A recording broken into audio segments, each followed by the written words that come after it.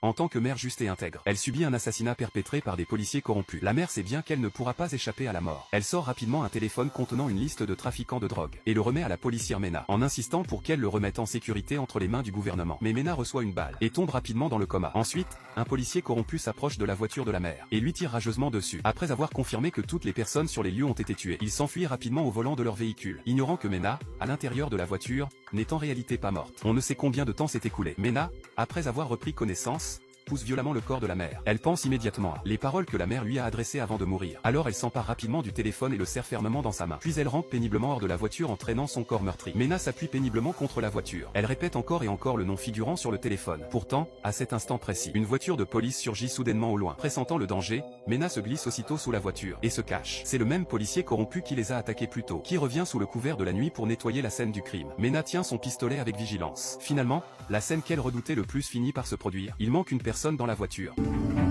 Plusieurs d'entre eux, effrayés, sortent aussitôt leurs pistolets et regardent anxieusement autour d'eux. À ce moment-là, un policier corrompu se penche soudainement pour regarder sous la voiture. Leurs regards se croisent soudainement. Mena pose son index sur ses lèvres, espérant qu'il puisse la laisser partir. Mais le policier corrompu, une fois relevé, rapporte immédiatement la situation à son supérieur. Mena, réalisant aussitôt, lui tire 2 balles dans la jambe. Les autres, voyant cela, se mettent aussitôt à l'abri derrière la voiture. Pendant ce temps, Mena en profite pour franchir rapidement la barrière et s'enfuir de la scène. Dans la précipitation, elle trébuche, et Mena roule malencontreusement en bas d'une pente. Heureusement, elle atterrit justement derrière un tas de pierres, ce qui lui permet d'échapper au regard des 2 policiers corrompus au-dessus. Quand elle reprend connaissance, après avoir examiné la blessure à sa taille, Mena retire aussitôt son manteau, puis le déchire en plusieurs bandes de tissu, et arrête efficacement l'hémorragie. Pendant ce temps, le seul téléphone s'est complètement détérioré durant la chute. Dans le même temps, de l'autre côté, en apprenant la nouvelle de l'évasion de Mena, le chef de la police, Sonny, arrive sur les lieux en voiture. Ensuite, il lâche un chien policier et commence à traquer Mena. Très vite, Sonny découvre par terre non loin les traces de sang de Mena ainsi que les bandes de tissu laissées derrière. Pendant ce temps, Mena, grâce à sa volonté indomptable, arrive près d'une petite rivière. Elle qui n'a rien mangé depuis longtemps, remplit une gourde d'eau de rivière et boit avidement. Pourtant,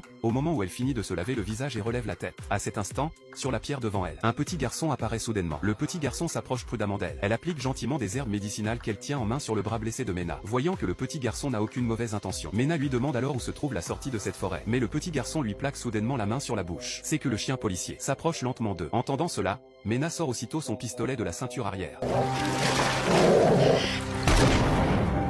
Quand Mena s'apprête à lui tirer une autre balle,